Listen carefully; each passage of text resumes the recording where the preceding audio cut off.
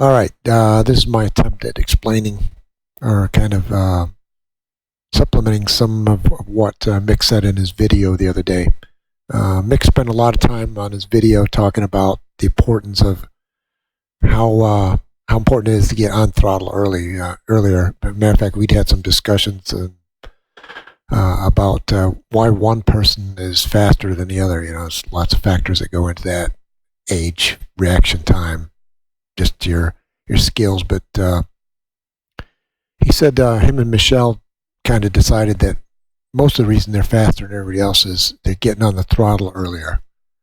And so, you know, there's a number of reasons they're able to do that, which I'm not going to try and cover here. But I wanted to show you exactly graphically what Mick's talking about. And then hopefully at some point in the future, I'll try to figure out how I can personally get on the throttle earlier.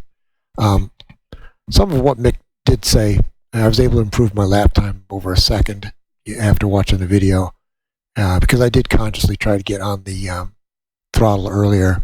One of the ways I was able to do that through setup change was that I tend to run a lot of rear camber, and Mick said to come out of the corners you need a lower camber on the back end of the of each corner. Doesn't really help you on the entry or the middle, but on the back end it does. So Mick and I did probably a race length stint before I got up to speed, and then Mick did a TT, and he provided his lap for me. So here graphically I'm going to show you some of what Mick was talking about, hopefully. Just to give you the color codes here are probably hard to see on YouTube, but white means you're on 100% throttle. Green is partial throttle, so anywhere from 30 to 80%. And anywhere you see red, you're on the brakes. There's gradations here, but they're probably kind of hard to see on YouTube.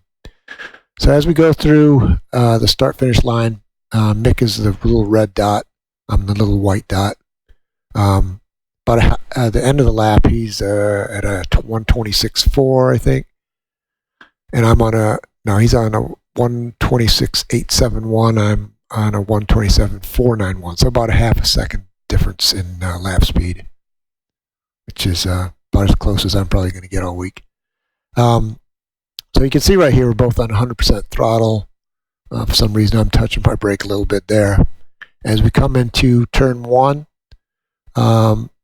I'm actually on the brakes earlier. Mick's staying at 100% throttle a little bit later. We're both braking hard as we come through turn one. And I'm actually a little bit ahead on the track here as we just come out of the corner, just slightly. It's probably half a car length or something. And Mick is, he's actually a little bit later on the throttle than me, just starting to throttle up. And here I'm actually hitting 100% throttle before Mick does. So I'm actually able to apply some of what he told me, at least on this particular lap. And what happens on these, when you get a good acceleration out of a corner, that speed, and you can see this better on the traditional telemetry traces, all the squiggly lines they talk about. But that speed actually carries all the way through to the next corner. And you probably heard Mick say that many a time. We start back at both modulating throttle a little bit as we come into approaching to turn two. Again, I'm still just slightly ahead, having got on the throttle, I think, a little bit earlier, having a good entry in that turn one. And I think this is about the last place that I'm leading on the lap. So we're about a third of the way through. And we come to that downhill where you got a little bit of a kind of a snaky part. And you'll see here that this is where Mick applies his skills, or I don't apply my skills, I guess. And you'll see Mick comes up here. He's getting into 100% throttle right here, where Gary is, I'm still braking while he's on 100% throttle. And he'll carry that through until we get towards the end of turn three, and you'll see now Mick is well ahead. He's probably a car length or more ahead here. And we kind of stay even through turn four. As we approach turn five here, that speed that Mick picked up with the early on throttle carries through. And now he's probably a couple of car lengths ahead, or car length and a half.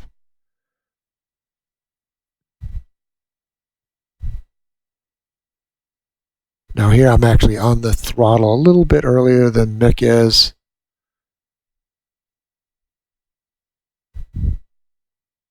Mick is here. I'm just starting the throttle up, partial throttle. Mick's right here is on 100% throttle, so he's going to continue to extend his lead over me. We're braking here as we get to the same point in the track. We're braking almost exactly the same point. We're accelerating here, starting to hit the throttle almost at the same point, but again, he's carrying that speed through. Now here's another significant part. You'll see here that Mick is on 100% and I'm somewhere between 50 to 80% throttle. I don't know why my screen keeps blinking. And here we're both on 100% throttle, but again, Mick maintains the lead. And here's where I actually catch up a little bit. I'm harder on the brakes here. And you'll see by the time we enter that chicane, at the same point here, I've actually caught up a little bit to Mick. So Mick had a little bit of bad entry here. And as we come out, Mick's still on the brakes. I'm a little bit early on acceleration. And again, we get to this point here. You'll see I'm only partial throttle. Mick is already on 100%.